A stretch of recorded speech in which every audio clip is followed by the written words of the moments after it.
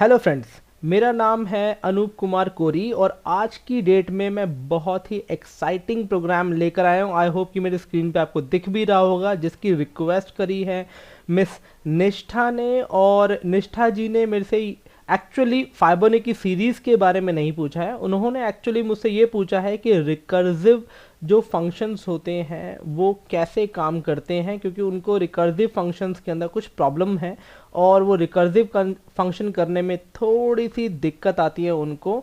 तो मैंने सोचा यार रिकर्सिव फंक्शन को समझाने के लिए क्यों ना एक प्रोग्राम को मैं इस्तेमाल में लेकर आऊँ। तो मैंने सोचा है कि फाइबोनाची सीरीज से बेटर कोई और ऑप्शन नहीं हो सकता है। फाइबोनाची के बारे में आपको बता दूं, यदि किसी मेरे व्यूवर को ये नहीं पता कि फाइबोनाची सीरीज क्या होता है और रिकर्सिव फंक्शंस क्या होते हैं, तो पहले मैं फाइबोनाची के बारे में बताता हूँ। फाइबोनाची सीरीज वो सीरीज होती है जिसमें हम सबसे पहले 0 फिर 1, ये एक स्टैंडर्ड है। फिर उसके बाद 0 और 1 का एडिशन जो होगा वो 1 होगा। फिर लास्ट के जो 2 डिजिट होती हैं उनका सम करके हम प्रिंट करते रहते हैं। अब जो होगा वो 2 प्रिंट होगा। अब यदि हम लास्ट की 2 डिजिट को हम सम करें तो 3 होगा। लास्ट की 2 डिजिट को हम यदि सम करें तो वो 5 होगा। ऐसे सो ऑन करते करते करते nth नंबर तक वो प्रिंट होता रहेगा, राइट। ये होती है फाइबोनाची सीरीज, ये लास्ट की 2 डिजिट को सम करके नेक्स्ट वैल्यू प्रिंट करना, राइट। ये आपको समझ आ गया होगा। अब आते हैं हम कि जो रिकर्सिव फंक्शन होते हैं, यानी हम रिकर्सिव फंक्शंस की बात करें तो वो क्या होते हैं। अब जैसा कि आप जानते हो कि यार फंक्शंस 2 प्रकार के होते हैं, ठीक है ना। एक फंक्शन जो होता है वो होता है आपका प्री डिफाइंड फंक्शन, जिसे हम कहते हैं प्री डिफाइंड फंक्शन, ठीक है। प्री डिफाइंड फंक्शंस, ठीक है ना।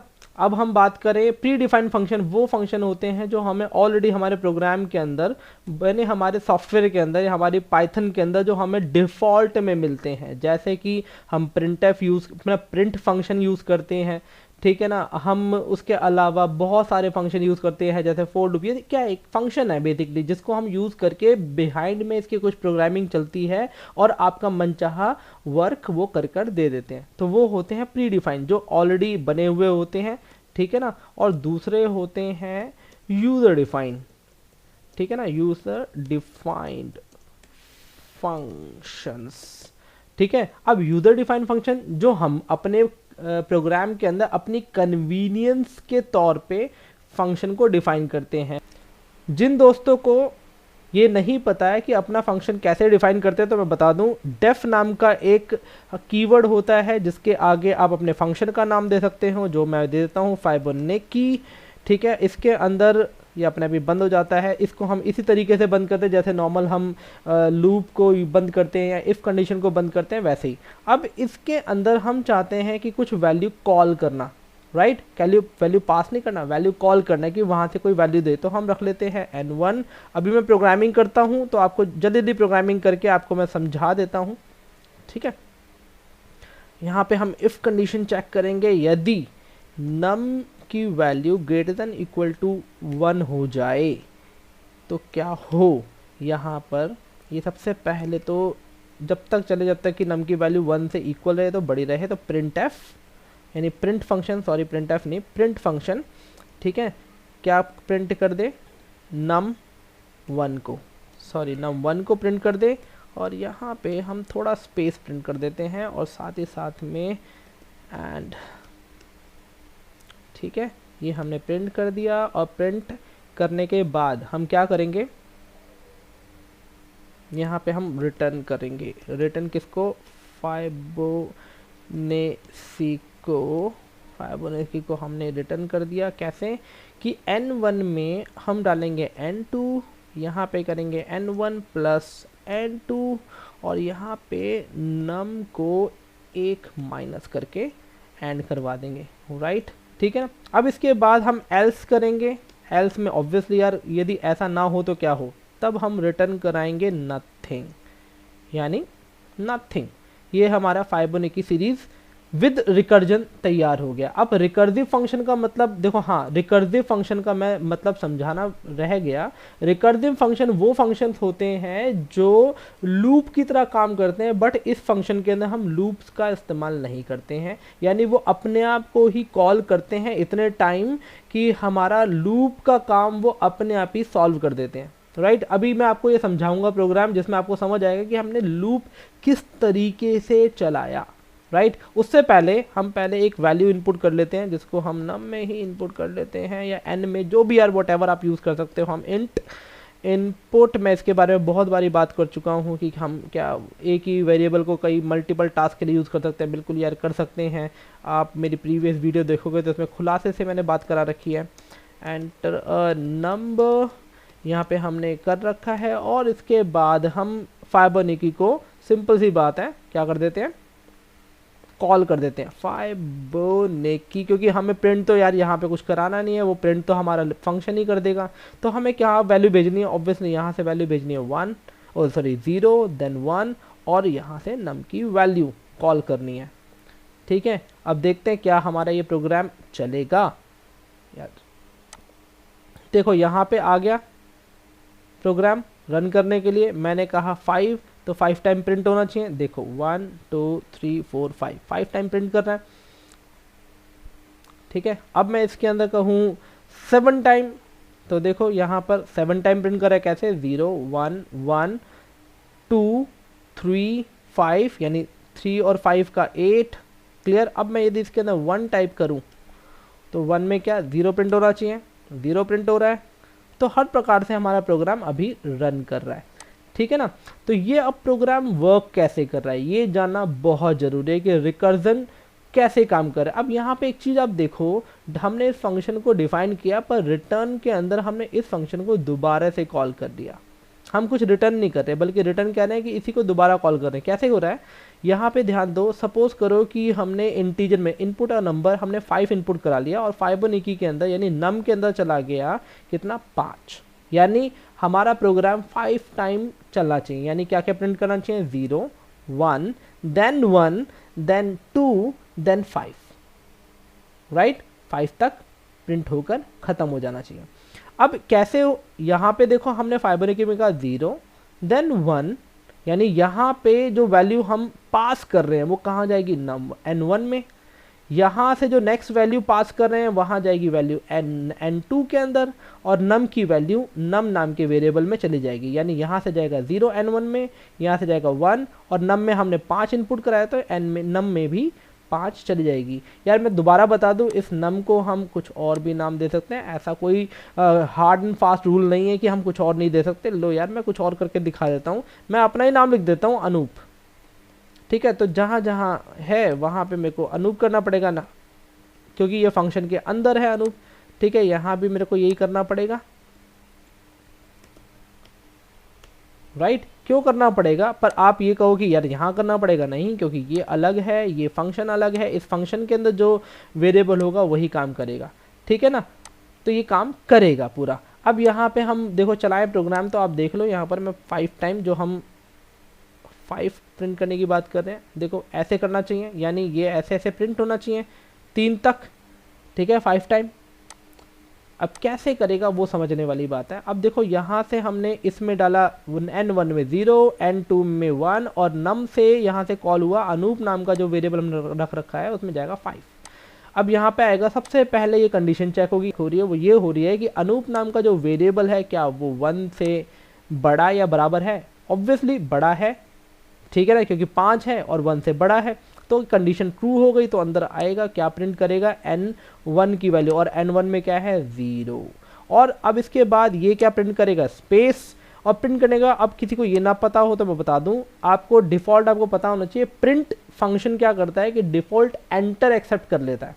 ठीक है ना, यदि यहाँ से पहले वो एंटर प्रेस करके फिर प्रिंट करता है। हम चाहते हैं कि एंटर प्रेस ना हो, यानी इसके आगे डिफ़ॉल्ट में ऐसा ये ऑटोमेटिक, यदि हम ये नहीं लिखते हैं तो ये वाली स्टेटमेंट ऑटोमेटिक इसमें इनबिल्ट लगी हुई होती है कि आप अपने आप ही ऑटोमेटिक न्यू प्रिंट में लेना चाहते हो। राइट, पर मैं न्यू प्रिंट में ना लेना चाहूँ तो मैं इसको हटा सकता हूँ, तो अपने आप ही प्रोग्राम समझेगा कि हमने न्यू लाइन हटा दी है, अब कोई भी न्यू लाइन प्रिंट नहीं करनी है, ठीक है ना। एस्केप सीक्वेंस यूज़ नहीं करना है। यदि स्लैश एन के बारे में नहीं पता हो तो स्लैश एन एक एस्केप सीक्वेंस है जो ये काम करता है कि न्यू लाइन प्रिंट करने के लिए, ठीक है ना। तो इसका काम ये हो जाएगा कि अब ये न्यू लाइन प्रिंट नहीं करेगा, एक ही लाइन के अंदर प्रिंट करता चला जाएगा। तो n1 की वैल्यू है 0 और फिर ये स्पेस प्रिंट कर देगा। फिर इसमें आएगा रिटर्न में, पर वो सबसे पहले क्या देख रहा है कि सबसे पहले वो इसको रिटर्न कर रहा है, यानी इस फंक्शन को कॉल कर रहा है, सॉरी रिटर्न नहीं कॉल कर रहा है। और तो फाइबोनाची की दोबारा कॉल होगी, जैसे देखो यहाँ पे हमने कॉल किया सेम ऐसे ही वही यहाँ पे कॉल किया, बट इस टाइम हम थोड़ा स्मार्टली इसको कॉल कर रहे हैं। कैसे कि हम कह रहे हैं कि अब n2 के अंदर जो भी है वो n1 में चला जाए, यानी n2 में भैया क्या था 1 था, तो n1 में क्या चला जाएगा 1, पहले क्या था 0, यानी यहाँ से हम कॉल कर रहे हैं, ठीक है ना, पास कर रहे हैं ना वैल्यू, और यहाँ पे एक्सेप्ट कर रहे हैं वैल्यू। तो यहाँ से जब हमने n2 की वैल्यू पास करी तो n1 में आ गई। n2 में क्या पास हो, देखो हमने एक चीज करके दे रहे हैं, यानी कैलकुलेशन भेज रहे हैं। n1 प्लस n2, n1 में है 0, n2 में है 1, दोनों का कैलकुलेशन यानी होगा 1, और 1 के अंदर n2 में क्या चला गया 1, यानी पहले भी 1 था अभी भी 1 है, ठीक है ना, बट आगे जाके डिफरेंस आएगा। अब यहाँ पे हम कह रहे हैं कि अनूप की वैल्यू, यानी अनूप नाम का जो वेरिएबल है उसमें है 5 में एक -1 करके, यानी इसकी कैलकुलेशन पड़ेगी 4 और इसमें आ जाएगा 4। फिर इसके अंदर आएगा अनूप नाम के वेरिएबल को चेक करे क्या 1 से वो एक वैल्यू कम है, बिल्कुल है, तो कितनी है 4, 4 1 से बड़ी होती है तो कंडीशन ट्रू। अब आएगा प्रिंट, अब n1 के अंदर क्या है 1 है, अब 1 प्रिंट करेगा, स्पेस प्रिंट करेगा, और इसके बारे में बता दिया मैंने आपको। फिर उसके बाद इसमें आएगा और चेक करेगा फाइबोनाची को दोबारा कॉल करेगा, और n2 में अभी भी क्या है 1 है, 1 को यहाँ पे डाल दिया, n1 प्लस n2। अब देखो n1 में भी 1 था, n2 में भी 1 था, तो दोनों में क्या हो गया 2। अब कैलकुलेशन n2 में क्या चलेगा, पहले 1 थी अब 2 हो गई। अनूप की वैल्यू 4 है, 4 की वैल्यू 1 घट गई तो 3 हो गई, यहाँ पे 3 आ गया। कंडीशन चेक की, क्या 3 की वैल्यू 1 से बड़ी है, अभी भी बड़ी है, ठीक है। अब यहाँ पे आया प्रिंट, n1 को प्रिंट कर दे क्या 2, क्योंकि n1 में अब क्या है, सॉरी 2 नहीं 1, क्योंकि 1 आ गया, क्योंकि यहाँ पे हमने n1 n2 की वैल्यूज में दी, इसमें तो 1 था, ठीक है ना, तो 1 प्रिंट कर दिया इसने। 1 प्रिंट करने के बाद दोबारा न्यू लाइन दी, इसमें आ गया, यानी अब ये थर्ड टाइम चल रहा है, मतलब थर्ड टाइम प्रिंट कर चुका है, फोर्थ टाइम आया यहाँ पर। n2 की वैल्यू क्या है, ऑब्वियसली 2, इसमें 2 आ गया, इसमें सॉरी इसमें 2 आ गया n1 में, यहाँ पे क्या आ गया n1 प्लस n2 क्या आ गया 3, क्योंकि 1 n2 3, ऐसे करते वैल्यू घटती जाएगी। इसकी वैल्यू कितने 2 हो जाएगी, इसमें आएगा ये प्रिंट कर देगा 3 मतलब 2 प्रिंट कर देगा। 2 प्रिंट करने के बाद आएगा यहाँ पे दोबारा इसको कॉल करेगा और यहाँ पे चेक करेगा, यहाँ पे आएगा 1 के इक्वलेंट है, क्योंकि अनूप की वैल्यू 1 हो जाएगी, 1 ओके क्लियर है, इक्वलेंट है, कंडीशन ट्रू है, तो n1 की वैल्यू अब 3 है, 3 प्रिंट कर देगा। 3 प्रिंट करने के बाद दोबारा आएगा कॉल करेगा, यहाँ पे जो भी वैल्यू होगी डाल देगा। अब यहाँ पे है मेन समझने वाली बात कि अब अनूप की वैल्यू क्या हो जाएगी 0, क्योंकि अभी थी 1 पे, अब यहाँ पे -1 किया तो 0 हो गई। अब ये कंडीशन क्या हो गई फॉल्स हो गई, तो सिंपल सी बात है एल्स में आएगा, एल्स में क्या कर देगा रिटर्न, क्या कर देगा नन, कुछ भी रिटर्न। और वैसे भी हमने इसको प्रिंट करने के लिए तो कुछ क्या नहीं रखा है, तो नन आए या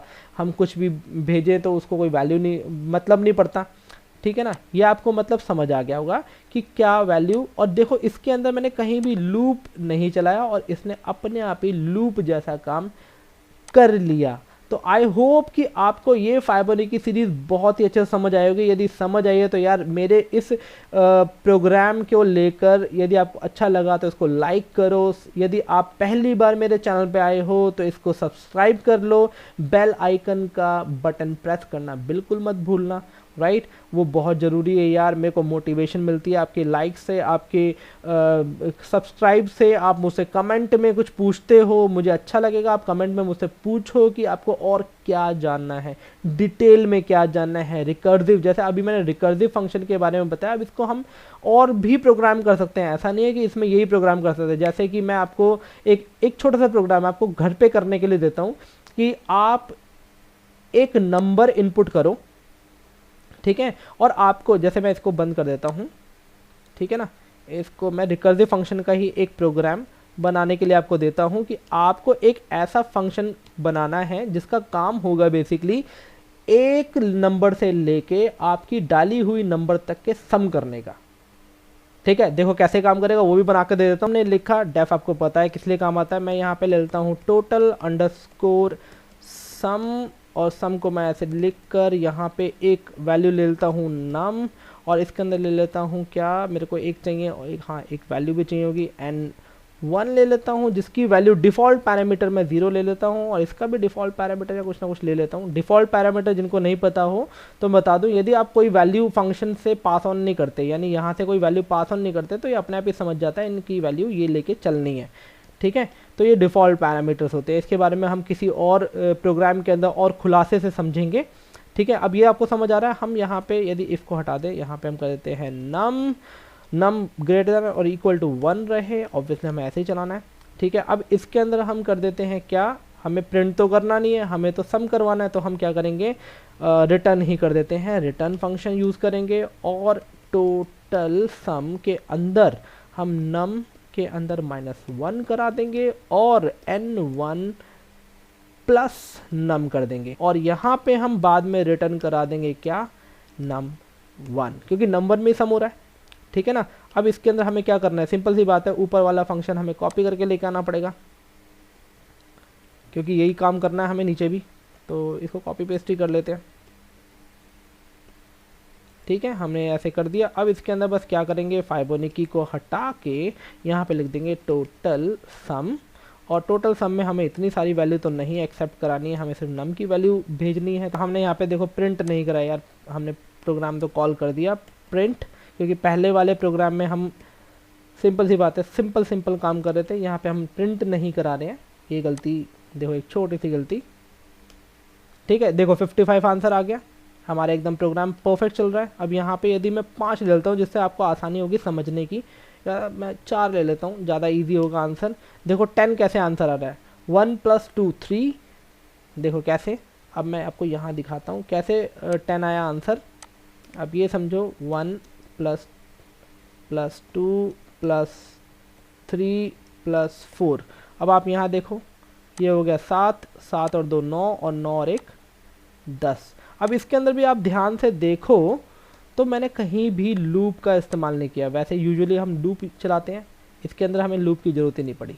प्रोग्राम अपने आप ही ऑटोमेटिक हमारे प्रोग्राम को रन कर रहा है, यानी इसके ना बिना लूप के भी आप जहाँ मर्जी टाइप का नंबर एक्सेप्ट करवाओ और वहाँ तक का सम, मैं 100 डाल दूँ तो 100 तक का भी जो सम बनेगा वो यहाँ पे दिखा देगा। हालांकि इसका फॉर्मूला भी है कैलकुलेट करने का, आप जानते होंगे, आई होप। जिनको नहीं पता होगा मैं बता देता हूँ, कैलकुलेट करने का 1 से लेके nth नंबर तक का सम काउंट करने का एक सिंपल तरीका होता है।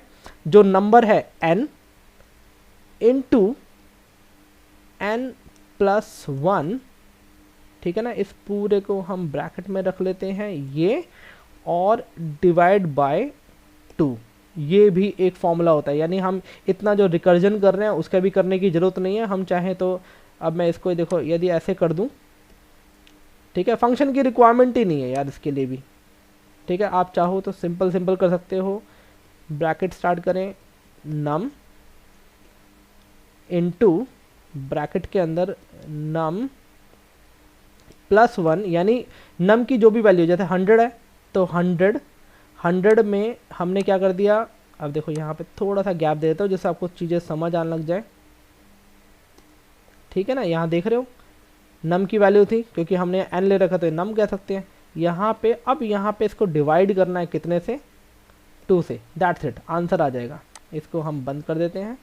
ये भी एक फॉर्मूला है, यानी हमारा प्रोग्राम वैसे तो यार इतने में हो सकता है, उसके लिए रिकर्जन करने की कोई ज़रूरत नहीं है, इतना बड़ा प्रोग्राम बनाने की कोई भी ज़रूरत नहीं है। यानी एफिशिएंट प्रोग्रामिंग इसे ही कहते हैं यार, आपको चीज़ें ढंग से आती हैं तो आप उसे कर सकते हो। देखो 100 करें तो आंसर आना चाहिए ऐसे, ठीक है ना। बट ये है कि डिवाइड कर रहे हैं, उसके अंदर देखो हमने एक मॉड्यूलर एक डिवाइड यूज़ किया है, तो सिंपल सी बात है पॉइंट में आता है आंसर। हम इसको भी टाइप कास्ट कर सकते हैं इंट के अंदर, इंट, ठीक है ना, एक ब्रैकेट और लग जाएगा, बस, अंतर और कुछ नहीं है। देखो 100 10 डालो 55, एकदम परफेक्ट आंसर आएगा। मेरी बात समझ गए होंगे आप कि रिकर्जन यार जबरदस्ती का रिकर्जन नहीं बनाना होता, ठीक है। ये हमारे पास वैसे मैं आपको बताऊं तो आप यदि प्रोग्रामिंग करोगे भी तो मैं आपको 100% नहीं 99.9% ऐसा होगा कि आपको रिकर्जन की ज़रूरत नहीं पड़ेगी। ये एक फैसिलिटी है, ठीक है ना, जो एग्जामिनेशंस में पूछी जाती है, बट प्रोग्रामिंग में यूजुअली प्रोग्रामर्स इसको यूज़ नहीं करते क्योंकि इससे प्रोग्राम क्या लेंथी भी हो जाता है और अनरीडेबल भी हो जाता है, यानी बहुत कॉम्प्लिकेटेड प्रोग्राम हो जाता है, जिसकी वजह से रिकर्सिव प्रोग्राम यूज़ करने से बेटर है कि हम लूप का इस्तेमाल करना ज़्यादा प्रेफर करते हैं, ठीक है ना। अब देखो जैसे इस प्रोग्राम के अंदर ही बात करें तो ये हमने एक सम करने का प्रोग्राम किया जिसका एक सिंपल तरीका है, एक मेथड है, ठीक है ना। इसको हम ऐसे भी कर सकते हैं। उसके लिए रिकर्जन लगाओ, इतनी लाइन ऑफ स्टेटमेंट करना, गलती हो सकती है, बहुत कुछ हो सकता है, राइट। तो इतने वैल्यूएबल इन्फॉर्मेशन में आप समझ गए। अब इसके अंदर देखो इंटरव्यू क्वेश्चंस की बात करूं तो बहुत सारे इंटरव्यू क्वेश्चंस बनते हैं। जैसे पहला कि भाई आपका रिकर्जन होता क्या है, क्यों इस्तेमाल किया जाता है, जैसा कि निष्ठा जी ने मेरे से पूछा। आई होप कि निष्ठा जी को मेरे इस प्रोग्राम से उनके सवाल का जवाब मिल गया होगा, और निष्ठा जी के अलावा जितने लोग और होंगे जो ये जानना चाहते होंगे कि रिकर्जन कैसे काम करता है, उनकी प्रॉब्लम क्लियर हो गई होगी, ठीक है। कैसे इसको चलाना चाहिए, बिना लूप के चलाना चाहिए, कैसे काम करता है, मतलब सब कुछ क्लियर हो गया होगा आई थिंक। और भी यदि कुछ शंका या शुभा रह जाती है यार, कमेंट करना, कमेंट आपके लिए ही है, ठीक है ना, उसके अंदर फिर मैं आपको जवाब दूंगा। तो यदि अच्छा लगा हो तो आप मेरे चैनल को सब्सक्राइब कर लो, नए हो तो, और यदि आपने सब्सक्राइब कर रखा है तो प्लीज़ यार लाइक करना मत भूलना। मैं चाहता हूँ आप सब एक प्रोग्रामर बन के उभरो और इंडिया का नाम रोशन करो, क्योंकि इंडिया में आज भी बहुत कम लोग हैं जिन्हें प्रोग्रामिंग आती है, और मेरे हिसाब से प्रोग्रामिंग जितने लोग अब आज की डेट में जानते हैं उससे ज़्यादा लोगों को ये प्रोग्रामिंग आनी चाहिए, क्योंकि प्रोग्रामिंग आएगी तभी हम डिजिटल इंडिया एक्चुअल में बन पाएंगे। और थैंक्स करता हूँ इस वीडियो को देखने के लिए। बाय बाय, शबा खैर।